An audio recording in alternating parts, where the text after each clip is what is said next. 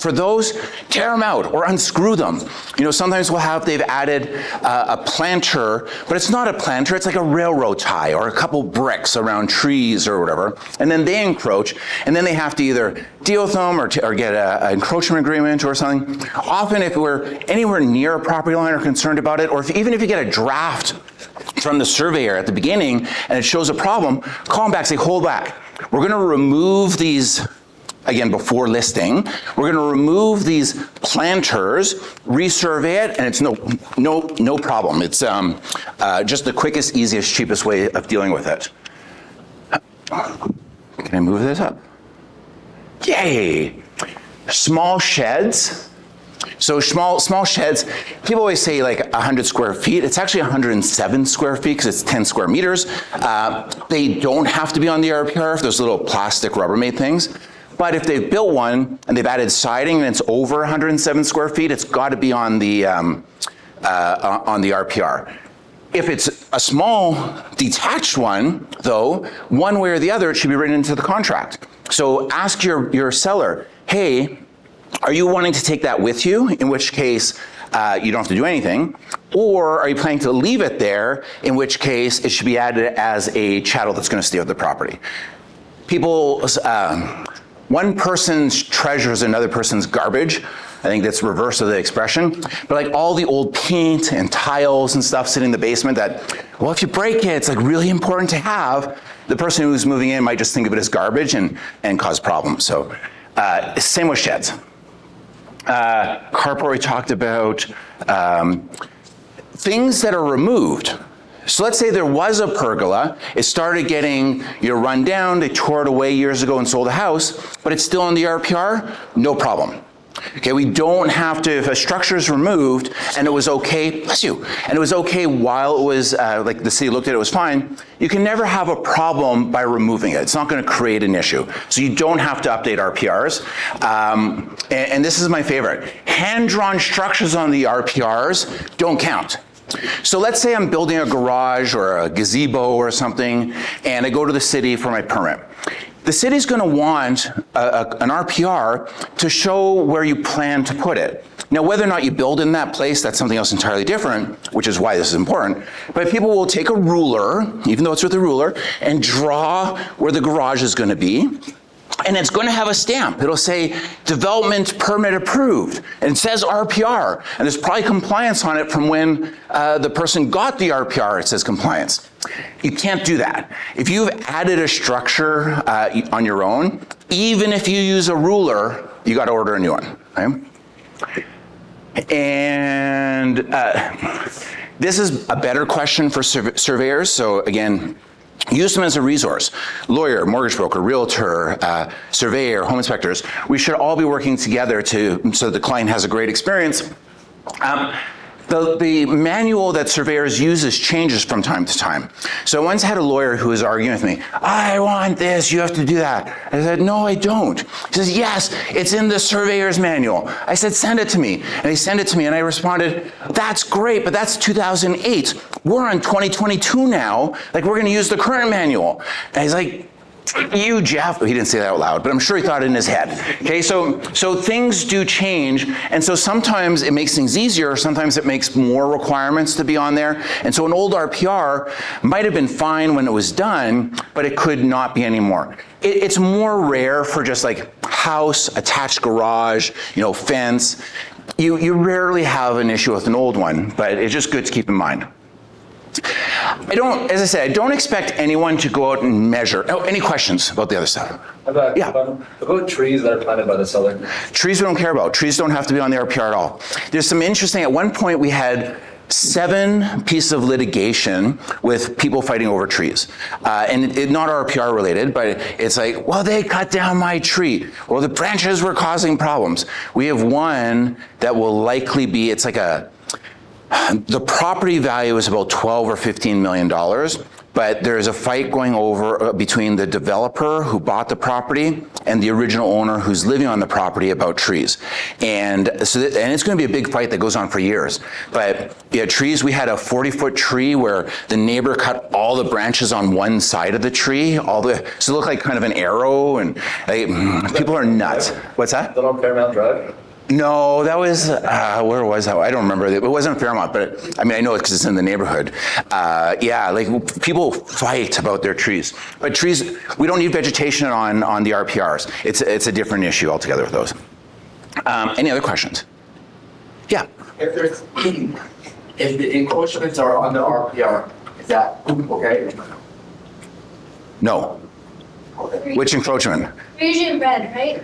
Yeah, no, well, sometimes they are, or they're highlighted with a yellow box and it just lists it, but it depends on the encroachment. So if we have an encroachment of a fence with a neighbor, we don't care about those. Like we just say it's the neighbor's fence, if they want to move it, they can move it.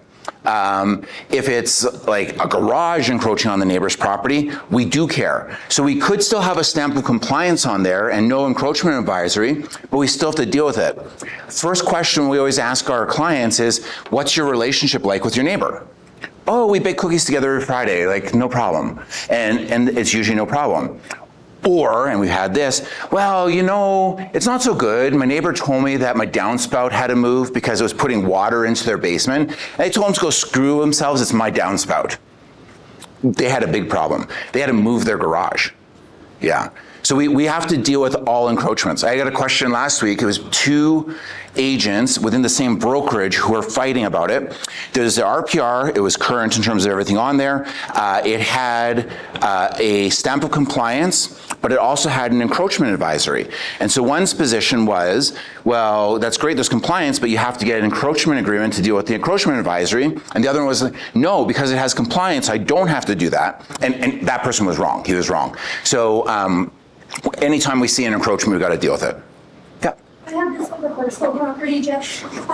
0 lot lines. So basically all of the views from the house to the left was encroaching on the next house, the way that they're built. Yeah.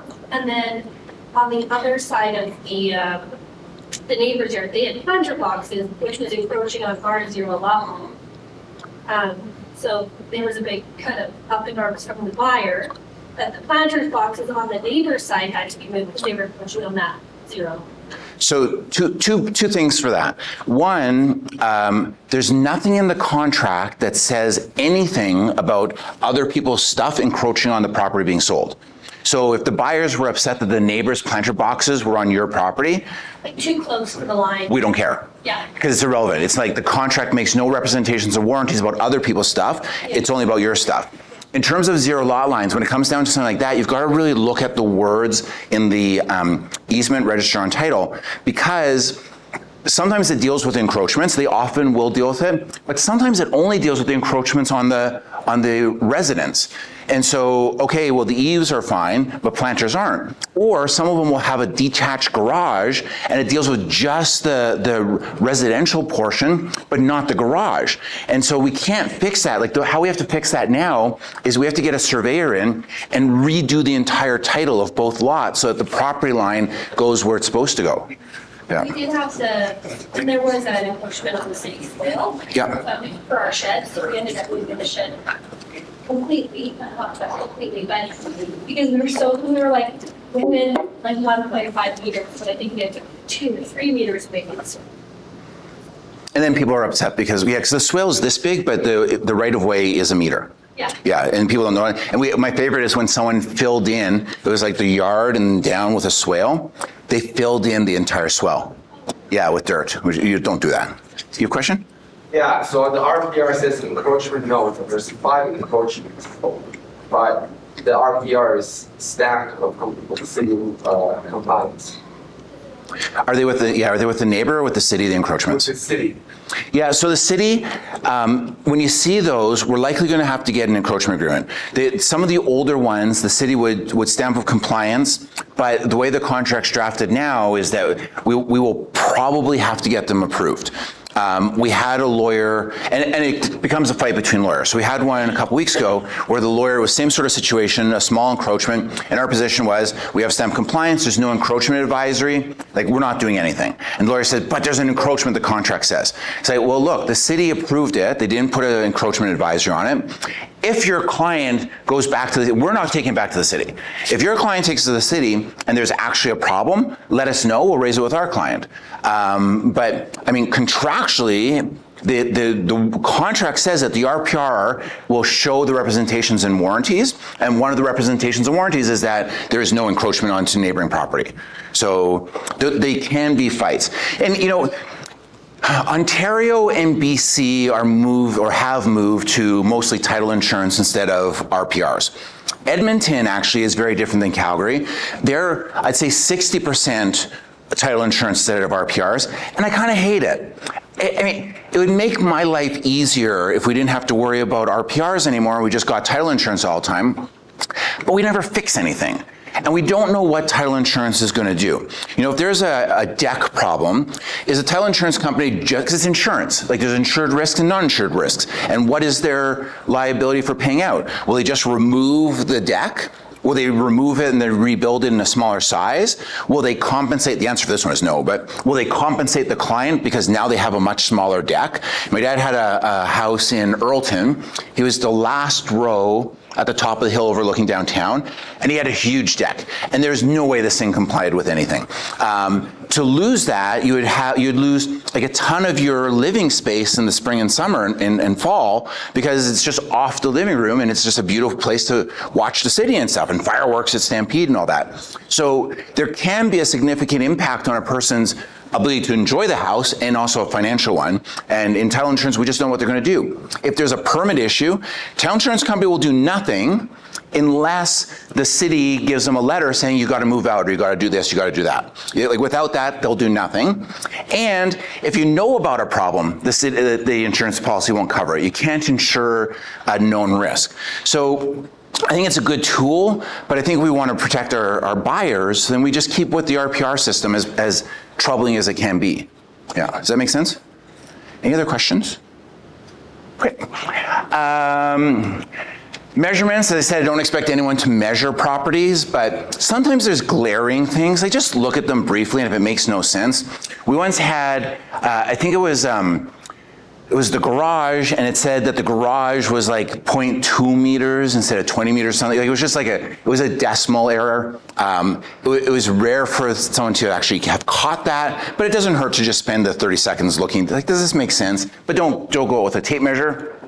And then compliance stamps, we need to make sure we have them. And we need to make sure that they're legible. And if it's a letter, like in one of the MDs, we need to make sure that we have that included. But look at them, the MD ones especially, because they will sometimes say, certificate of compliance, or stamp of compliance, or letter of compliance, and when you read it, it says, except for, and lists things that don't comply. So now we got a problem, but we got a letter of compliance, and put it in the file and don't look at it. That's where we have issues with those. So you really want to pay attention that we have those. And if instead of a stamp of compliance, it's a legal non-conforming stamp, if you have a buyer, you need to make sure you review that with them and let them know, hey, contractually, this is okay. The seller is all right. They've given you what they're required to give you, but you need to know, and ideally we're doing this before they buy, but it's, often it's after the fact. If you plan to do a major renovation, you may not be able to do that renovation, because once you start changing the house significantly, the city may require you to rebuild to the current standard.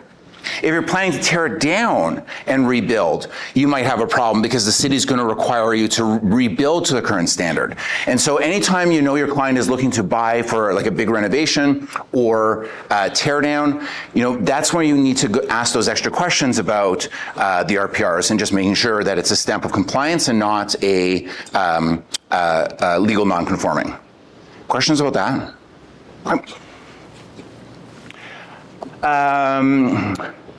Review the wording we've already talked about, and we'll go back up. Encroachments. So they always have to be dealt with, except for the fences. As I said, we don't care about those. There are some things that you're just not sure, because it's like nominal and the city doesn't care. And if there's a stamp of compliance, we're probably okay. So let's say they have a garage and then they have the cement that goes out to the lane and the property line is somewhere back from the lane. The city knows, like, you need a way to drive to the lane, and they're going to be okay with it, so they often just stamp them. We're not so worried about those. If there's an encroachment agreement on title, make sure you pull it. One, at the back of the encroachment agreement, there's going to be an RPR. So if the seller has no RPR and there's an encroachment agreement, pull it, because you might be able to look at it to review with your client. Two, sometimes there's like 3 or 4 or 5 encroachments, and the encroachment agreement only deals with 1 or 2 of them. So you need to make sure that it deals with the things that are on there. 3, it could be something that's been removed and something else that's been rebuilt, in which case nothing is covered by the encroachment agreement. So we just make sure that we look at them. It's important to do. Encroachments for party walls is much like zero lot lines, where, and we like party wall agreements. If you ever have a duplex or a row housing where there's no party wall agreement, I always say there's more risk in those because there's no rules with respect to what happens between those two properties. For encroachments, the party wall agreements will often deal with them, much like an easement, except, again, you've got to look at it to see if it's dealing with the entire property or like a detached garage. Like, so you just got to go through that same process with them. And you just want to make sure that you've looked at it and identified problems. And we can still deal with them, but we want as much time as we can to be able to deal with them. Or if it goes to the survey company, that they have enough time to be able to deal with it. And I don't know why sellers are so reluctant.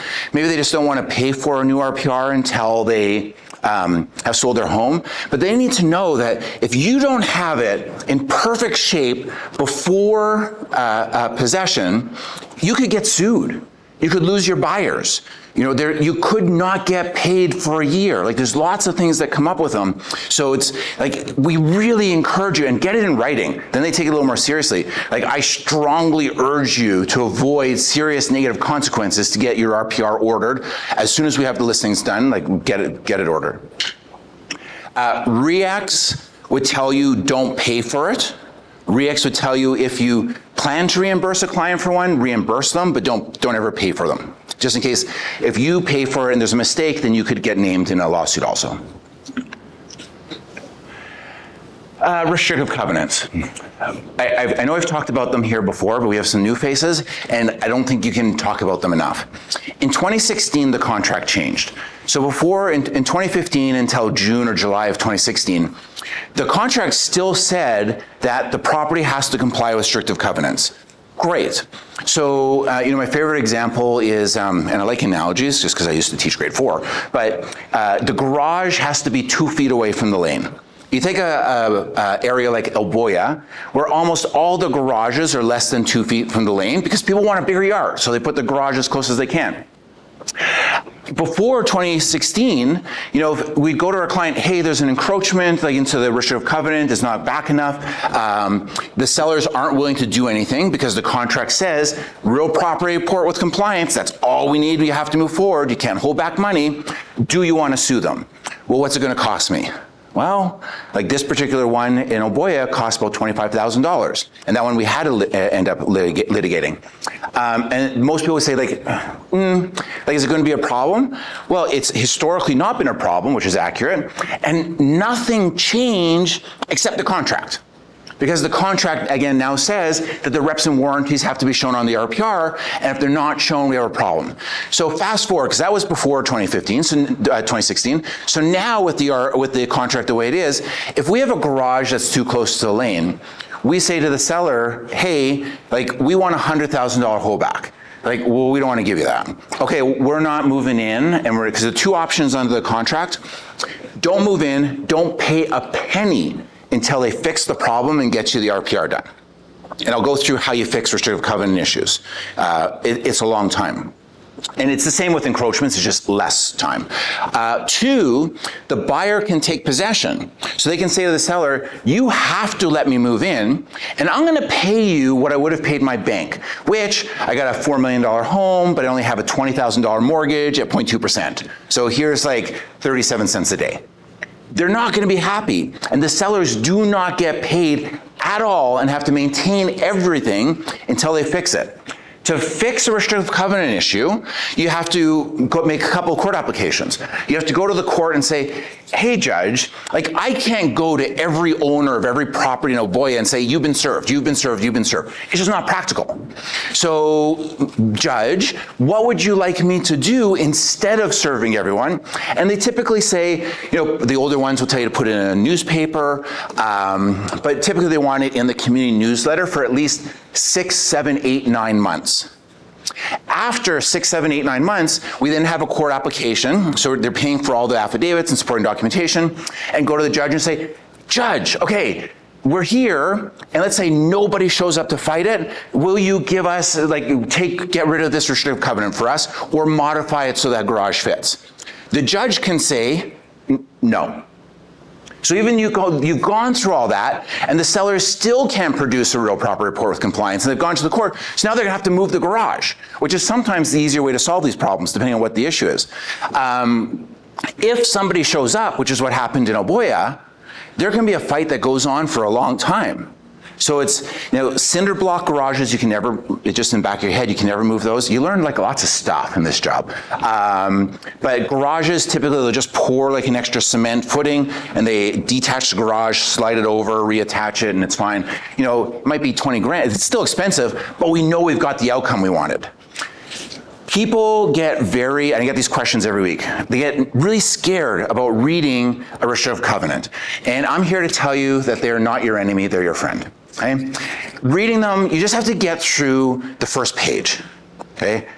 There's going to be a lot of stuff that says wherefore, where is, where your eyes have got drowsy, and you're like, what the heck are they trying to tell me here? And we don't care, it doesn't matter. Because inside there's going to be some meat, and we just care about the meat. So you're going to wherefore, blah, blah, blah, blah, blah, ignore that.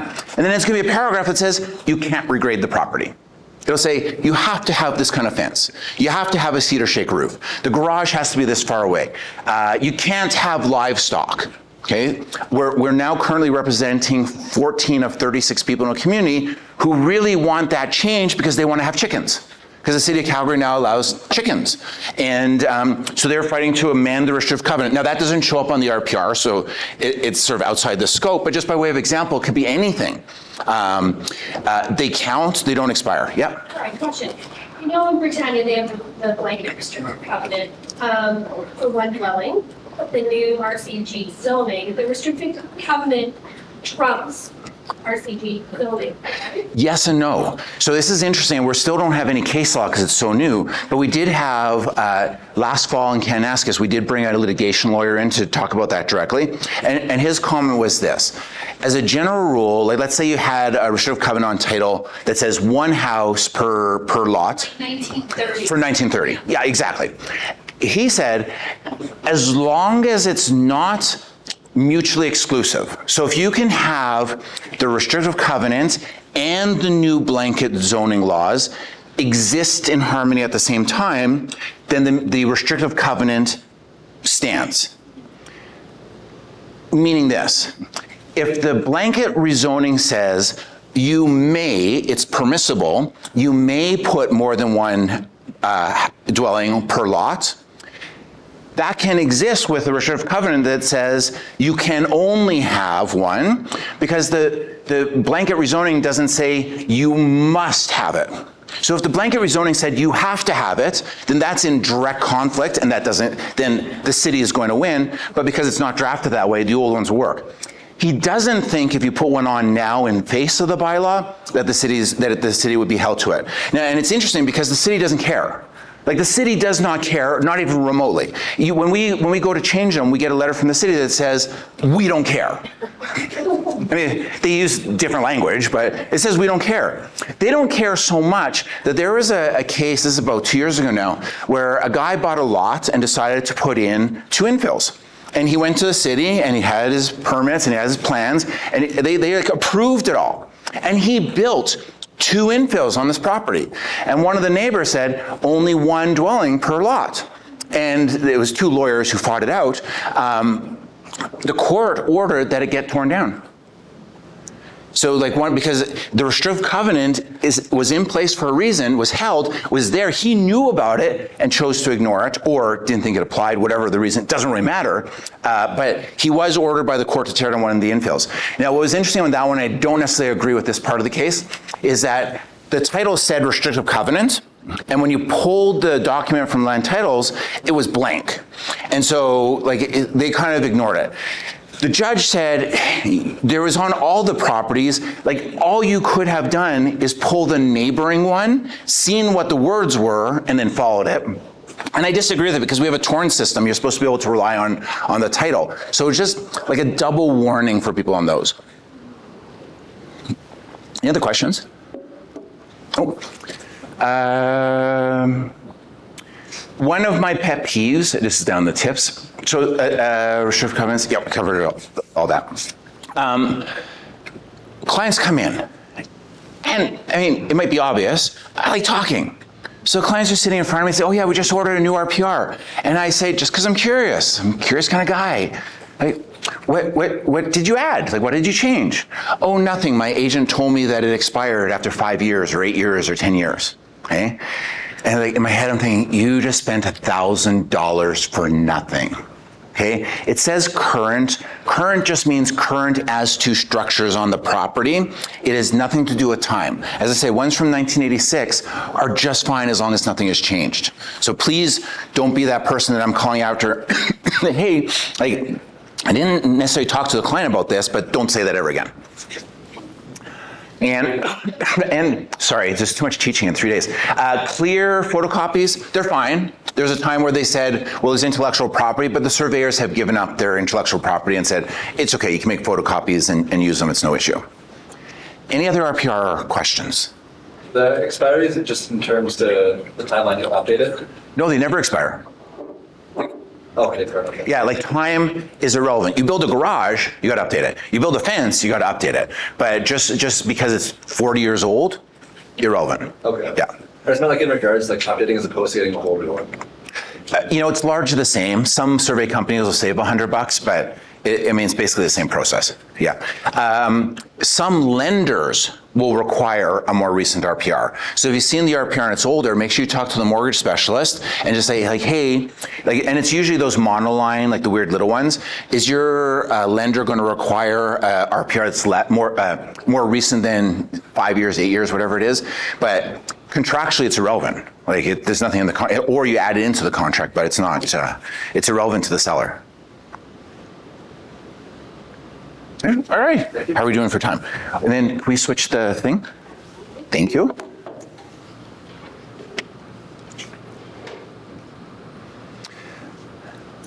All right. The other place where people get it themselves, well, there's so many places to get yourself into trouble, but holdbacks seem to cause an issue. Does everyone here have my cell number? Yeah? Yeah? No? Yeah? Yeah? No? All right. 403. No, I don't put it on there. And this is for you. It is not for clients.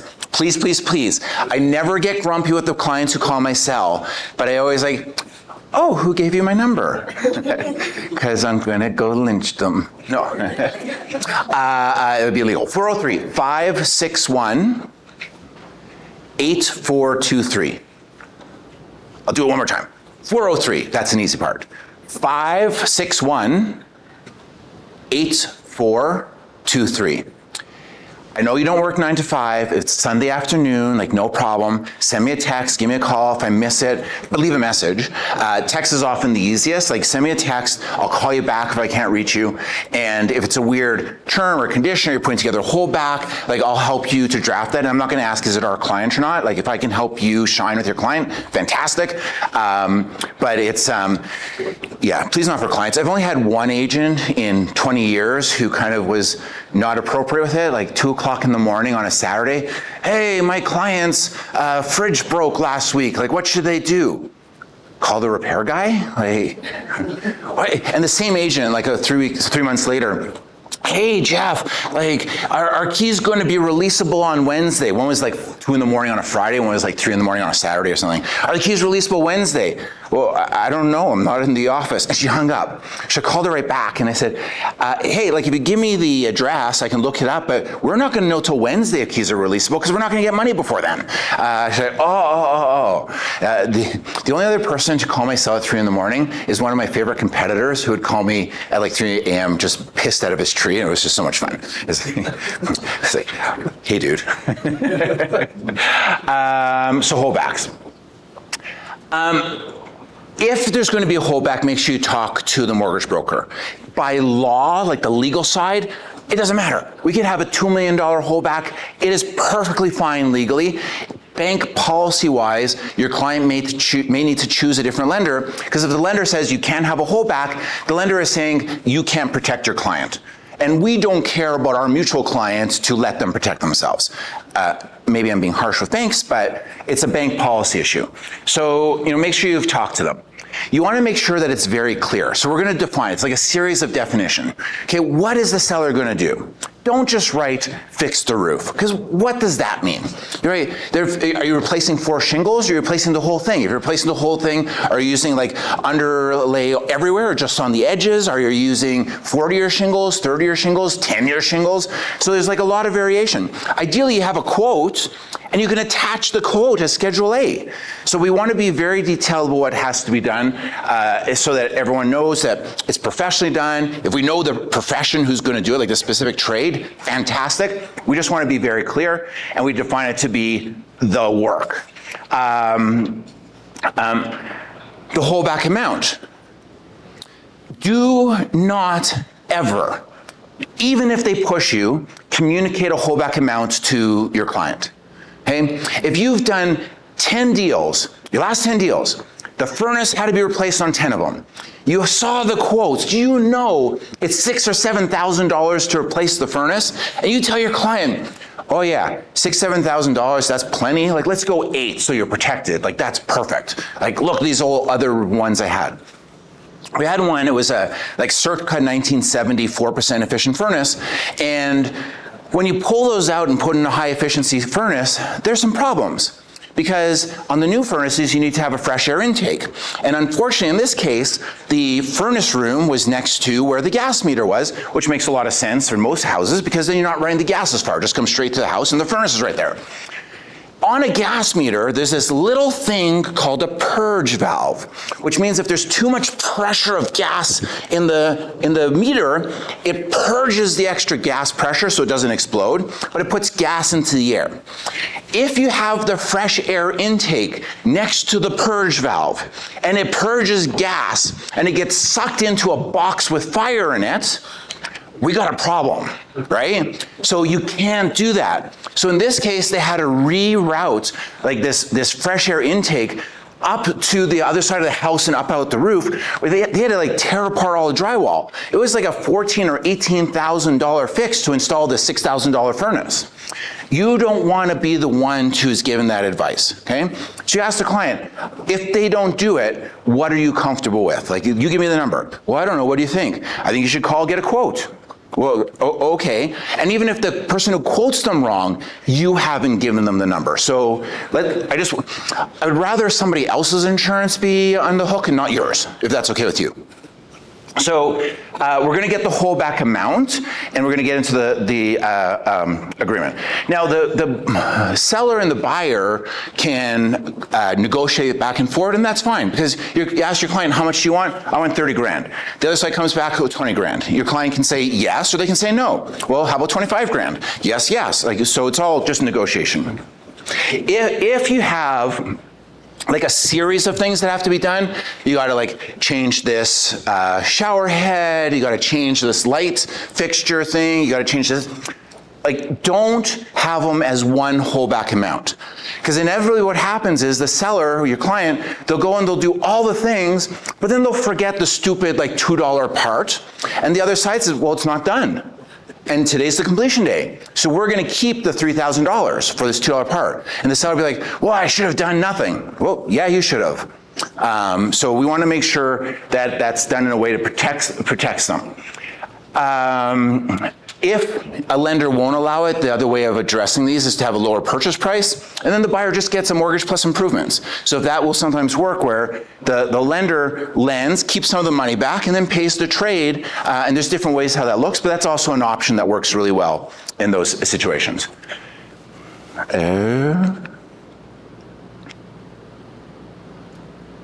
back out. Did that one. Oh. Just for RPR holdbacks, if you're acting for a buyer, please don't do anything, okay? The contract gives a lot of power to the buyer for RPR issues. Anything that you do in there will make the buyer's position not as strong. So don't do holdbacks for those. Next, we want to be very clear about what triggers the work being done.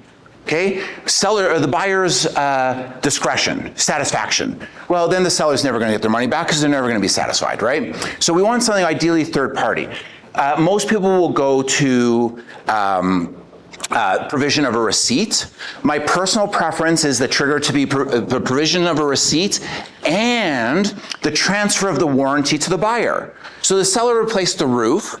Now they've transferred the warranty to the buyer. If there's a problem with the roof, the buyer can go directly to the trade and get it fixed. Otherwise, they got to try and sue the seller, and the seller has to go to the trade. So like to me, that's like we have a piece of paper that says it's done. We've had $3,000 holdbacks. The seller will fix whatever it was in the garage. Seller says it was done. Buyer says it wasn't done. Each lawyer has instructions that it's opposite. And for 13 years, those funds sat in trust. Every 6 months, do you want to just negotiate with them and say, like, you keep half, we'll keep the half and be done? No, I deserve all that money. 13 years. All because the way it was drafted sort of left it in limbo. So we want to make sure that we have release provisions and have a release provision for the buyer and the seller. Like, if it's not done if the work is not done by this time, i.e. you don't have the receipt and transfer of warranty, then the buyer gets the money. And have, when the work is done, the seller gets. So we're just very clear. We're not leaving any ambiguity. Delays, so make sure you give enough time for the work to be done. Sometimes it's seasonal, whatever, so make sure that's been addressed. And you want to make sure that you've dealt with liability if something's like it costs more. So let's say the seller walks away. Oh, crap! It's cheaper for me to give up $5,000 for this furnace because it's going to cost $18,000 to get a new furnace in there. So keep the $5,000. You can put a clause in there that says, in the event that the holdback is not sufficient to complete the work, define the work, the seller shall remain liable. So now the buyer can sue the seller for any shortfall. You can also say that if the holdback amount exceeds the amount, the holdback will be used to pay the trade, and if it exceeds the amount of completing the work, then the funds will be returned to the buyer. So we can, there's no right or wrong, we just want to address everything, but we want to talk to our client and get instructions in writing from our clients to make sure that their, like what they believe to be the deal between the parties is drafted effectively, that it represents everything properly. Completion, I pushed the wrong button. Some things where they break down. So something as simple as a $500 holdback until the seller provides a receipt for the house being cleaned. Seller provides a receipt and the house is a sty. What do? You can't protect against everything. In that case, it was raining, it was muddy, the sellers hadn't moved out, the cleaners were there and cleaning, but the sellers were walking back and forth with their muddy shoes, trying to unload the house. You just can't protect against everything. We had another one where our client sold, and the holdback was $500, the seller shall professionally clean the carpets. Seems obvious enough, doesn't it? Seller shall professionally clean the carpets. The seller read that and said, crap, like we wanted to hire someone, but we shall professionally clean the carpets. Not, we shall hire someone to professionally clean the clients. So they went not to Safeway to buy the cheap residential carpet cleaning machine. They rented a professional carpet cleaning machine and they cleaned the carpets themselves, cursing, having to do it the whole time because they wanted to pay someone to do it. And then there was a fight over who gets the holdback money.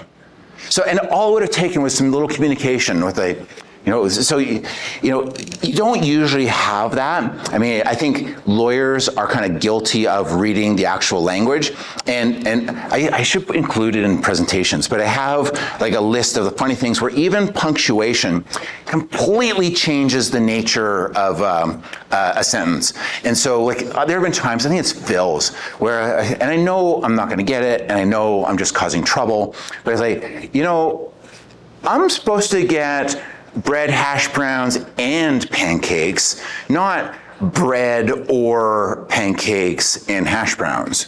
It's like, no. Because they're like, you're reading like the literal what they say. So, and we see it all the time, even on the streets. Like there's street signs that are just wrong. Like if the cars are all going this way on a street, and you come to the intersection, and there is a arrow turning this way where all the traffic's going with a green circle around it, okay?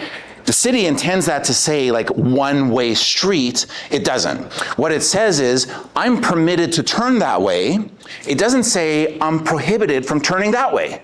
Grade 11, I got that ticket, not on a one-way, but I got a ticket for making an illegal left-hand turn because there was a straight arrow with a green sign, and I got the ticket. I went to court and fought it and won. And it's like, and then my example to the court was, if I'm somewhere and there's a cigarette with a green circle, I'm permitted to smoke, but it doesn't say I have to smoke.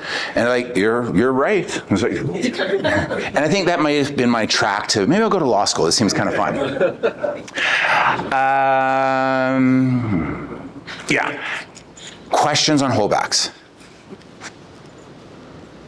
You gonna get them all drafted right the first time? I will when you call me to get the calls, and people will say, can you draft this for me? I say, I need you to take a stab at it first.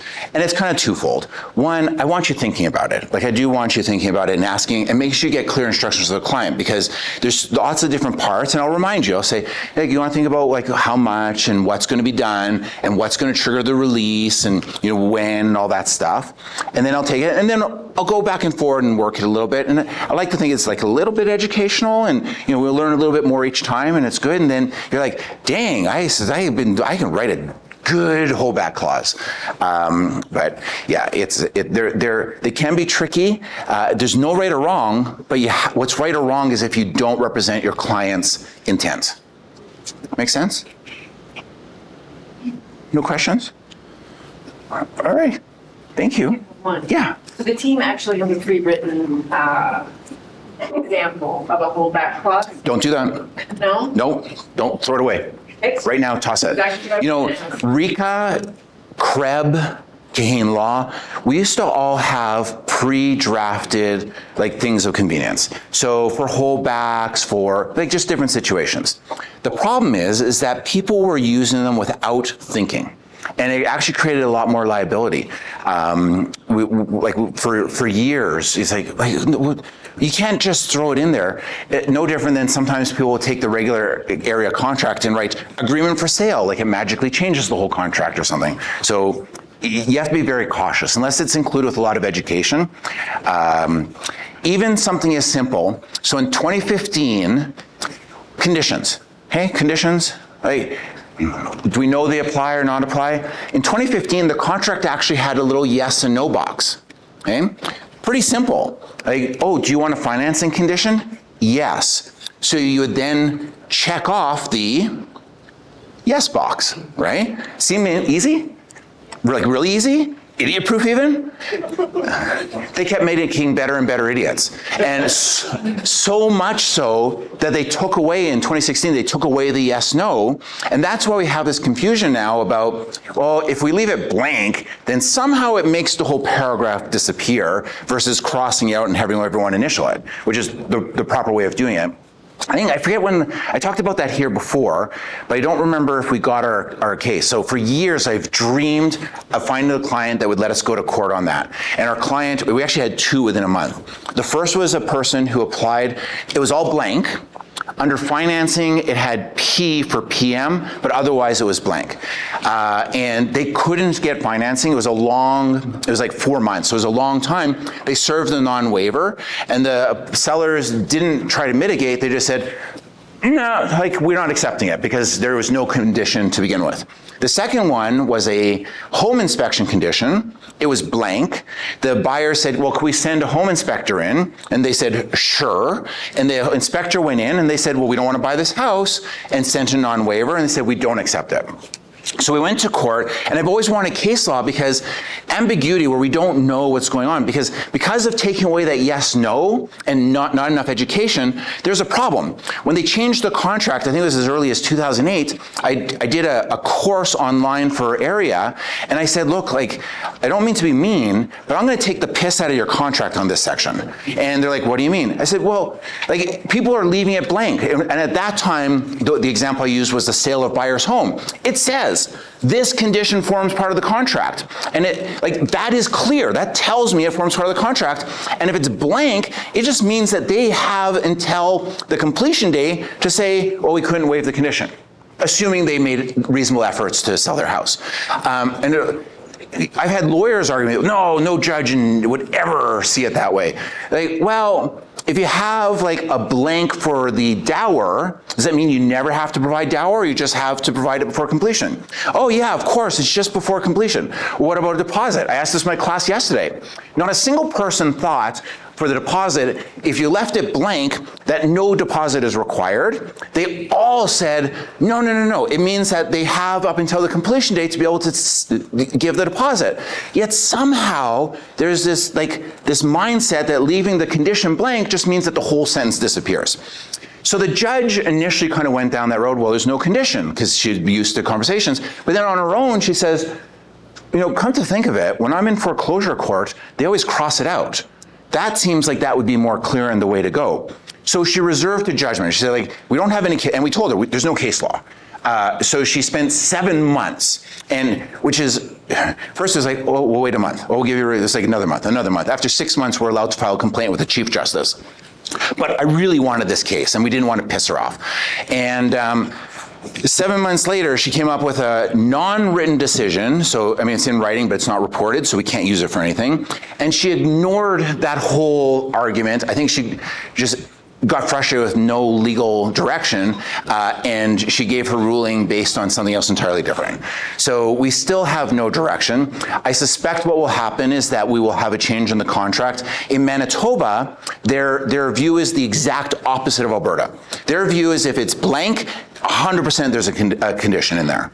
And what they've now done is underneath it says, if it is left blank, it is the intent of the parties that there is no condition, which is fine. Like, it's, as long as we know what the party's intent is, I don't care, there's no right or wrong. So I just went off on a tangent, sorry. It happens. Any other questions that someone wants too much information on? One. Yeah.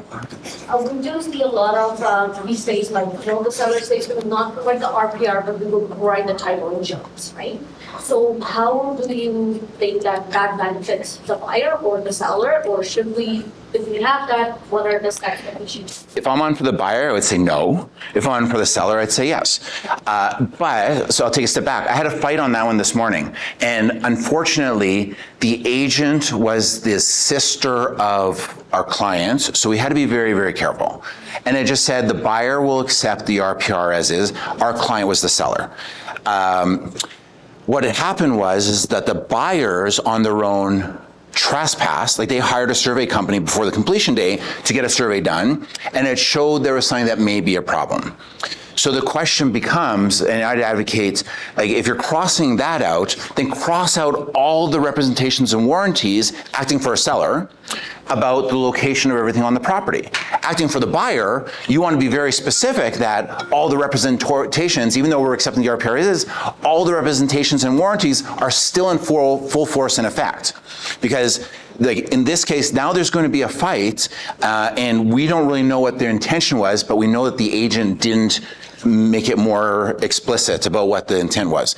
If they're tearing down the property, take them all out. It doesn't matter, because you're tearing it all down. If it's just someone just being cheap, maybe you want them in. Yeah, you just have to get instructions from your client to make sure you follow them.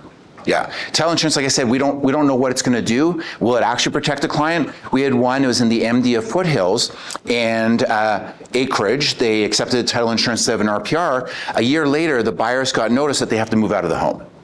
The sellers built their house without getting a single permit. They just went out there with like hammer and some wood. It's like, well, let's just build us a little home. And it was a very nice home. It was professional. It had septic and a well and everything. 0 permits. $180,000 to fix, like to get the retroactive permitting. The title insurance paid for some, but not all. It took 3 years to get the title insurance to pay. So the buyer was not very happy with that choice. Yeah. So, make sense? Any other questions? I have another one. That's okay. So for some of the things, we got a hail damage recently last year, and this is one of the scenario we are dealing with. The seller said that they will take care of the claim, but it's been almost a year, and When did the hail damage happen? After the contract was signed or before the contract was it signed? was like the conditions was made, so we were firmed up, Yep. but the completion was not done. Perfect. So I had one of these. I love this game. I love the law. It's so much fun. So we had a lawyer on the other side representing the buyer, and there was a hail damage in between. And he said, well, my client wants a hold back. Like, what's going on with the insurance? So we called our client, and our client said, yeah, I've already contacted the insurance. They've approved the claim. They're going to do it. Not sure how long it's going to take. And it could even be the same one. I don't know. Because sometimes it does take the whole community. It can take a long time to happen. So we gave the information about the insurance to the other lawyer, and he said, well, we want to hold back. Talk to our client. Our client says, no, the insurance is covering it. Like, I'm not holding back money. So the lawyer started pushing back, like, we're going to hold back. We're going to hold back. And finally, I had to pick up the big stick, and I'll never forget it because I was at the lake, and I'm trying to get on my boat, but I can't because I'm supposed to have to come home. And I said, look, the contract says time is of the essence. You have not paid the purchase price. We're charging your client prime plus 3% on the entire purchase price until every cent is paid. But it's not fair. I was like, I'm sorry. Fair? Your client signed a contract. If they wanted it different, they should have done it. He says, well, my client feels, law school, they took away my feelings. Okay? I don't care how your client feels. But the contract that your client agreed to says, if you don't pay prime plus 3%, we're not giving your client possession, and I'm going to get instructions from my client about keeping the entire deposit and selling the house to somebody else. Oh, if we get you money tomorrow, will you waive the interest? Nope. So sometimes we have to, and there's nothing you can do to protect your buyer. Unless the sellers agree to a clause, a $30,000 holdback just in case something happens to be different. No one's really, unless it's the 1980s and the federal government just put in a national energy accord and $1 million houses are not selling when they're on the market for $100,000, then you could probably squeeze something like that in.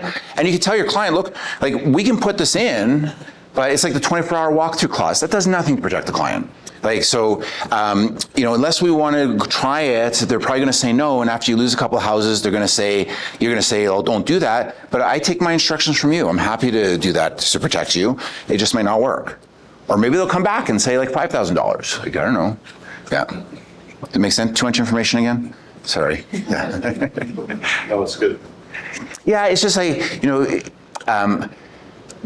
in England, when you have articling students like a lawyer who's doing their, it's called articling, but it's like a internship, and they have to do it for a year with the lawyer. And in England, what they do is they have the students in the office at a very small desk with their principal, with their lawyer that they're learning under. And because so many times, the things, I get emails and calls and texts all day long about different questions, and they get to hear my responses to those, so they're starting to pick up, because every file you touch, you're learning something new. Fortunately, unfortunately, we do higher volume, so we see more good, more bad, and you just these really weird things. There's things I forget about until 8 years later something comes up. Oh yeah, what? Where's that paragraph I wrote for disclosing a benevolent spirit in a house? It really happened. You know, like what do you do with this kind of situation? And yeah, I mean, every time I think I've seen it all, someone proves me wrong. Like it's part of the game. It's part of the fun. Yeah. No more questions? Thank you, everyone. I hope it's useful. Call. Like I wouldn't say it if I didn't mean it, and I mean it when I say it's for you, not your clients. Yeah. Thank you. Yeah. Thank you. Well, guys, thanks for coming. We do have lots of new stations in the office. If you guys want to hang out, grab another coffee, feel free. The rest of you are, yeah, thanks for coming. Free to go. Free to go. Smoke them if you got them. Free to go. Don't do that. It's bad for you. Didn't say what.